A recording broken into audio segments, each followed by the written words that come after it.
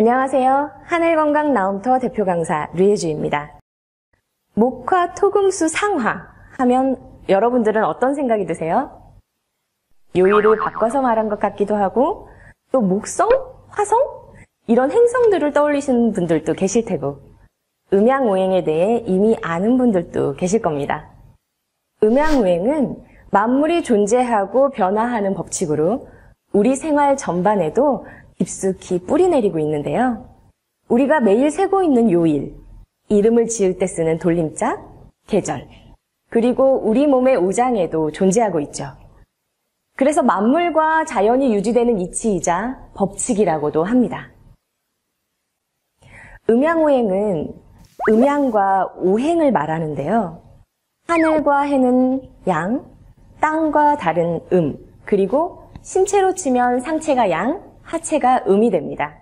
가장 오래된 중국의 의학서인 황제내경을 보면 오행의 기운이 완산고기년으로 표시되어 있습니다. 완산고기년. 좀 생소하시죠?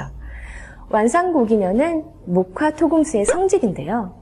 목화토금수를 이해하기 위해서 완산고기년의 정확한 의미를 알아야 합니다. 네. 목화토금수는 단순히 나무, 불, 흙, 물 같은 것이 아닙니다. 기운이 지니는 특성에 대해서 이해하는 것이 스스로 건강관리를 하는데 도움이 되겠죠?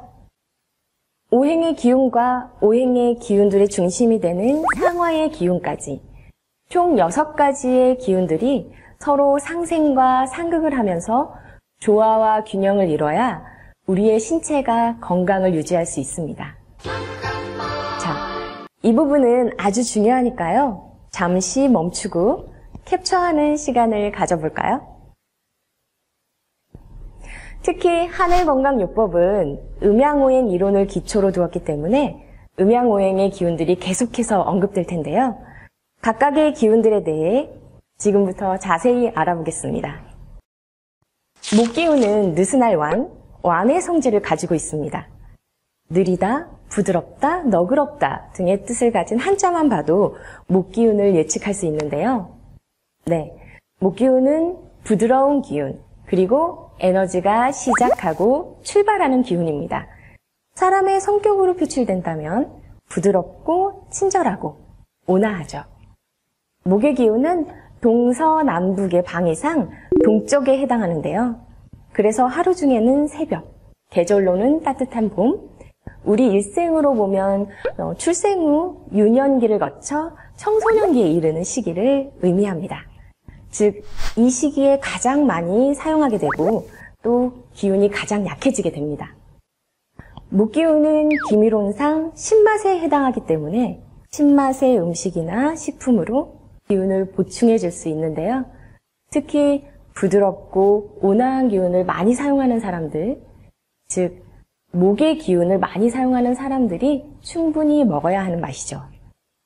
그리고 목기운이 대표하는 장부는 간장과 담낭이고 주관하는 신체기관은 목과 근육, 눈 등이 있습니다. 목기운이 약해지는 이유는 무엇일까요?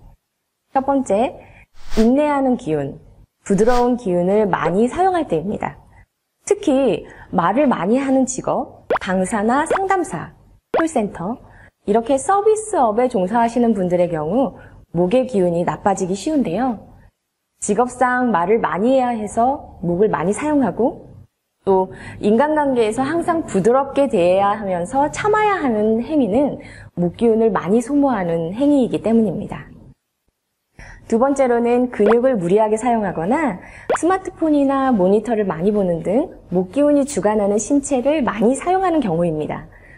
또 화학 첨가물이 많이 든 음식을 먹으면 간이 해독을 해야 하기 때문에 간을 주관하는 목 기운이 약해지게 됩니다. 세 번째로 목 기운을 보충해주는 신맛의 음식이나 식품은 적게 먹고 목 기운과 상극관계, 즉 반대되는 기운인 토기운과 금기운을 보충해주는 단맛과 매운맛의 음식을 상대적으로 많이 먹으면 약해지게 됩니다. 목 기운을 많이 소모하는 시기도 있는데요. 어린이들은 뛰어놀면서 근육을 많이 사용하기 때문에 성장기의 어린이들은 목 기운을 많이 필요로 합니다. 목 기운이 부족하면 성장통이 생기는 하나의 원인이 되기도 하고요.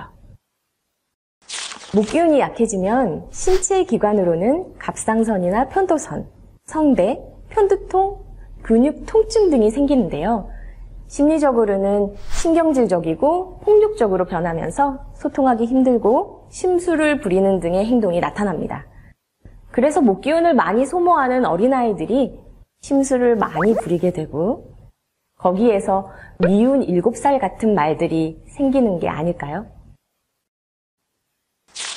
레몬, 식초, 귤 하면 신맛이 떠올라서 어깨가 절로 움츠려들곤 하는데요. 이런 신맛의 음식이 바로 목기운을 보충해주는 맛입니다.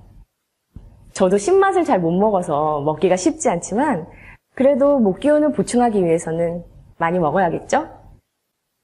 그리고 하늘 배지압 온열요법을 통해 간장 지압점을 지압해서 막혀있는 목기운의 기혈을 뚫는 것도 중요합니다. 뿐만 아니라 근육을 많이 사용하는 무리한 육체적 활동을 자제하고 또 부드럽고 인자한 기운을 사용한 만큼 보충해주는 것도 중요합니다. 저처럼 직업적으로 인내와 부드러움이 꼭 필요하신 분도 계신데요.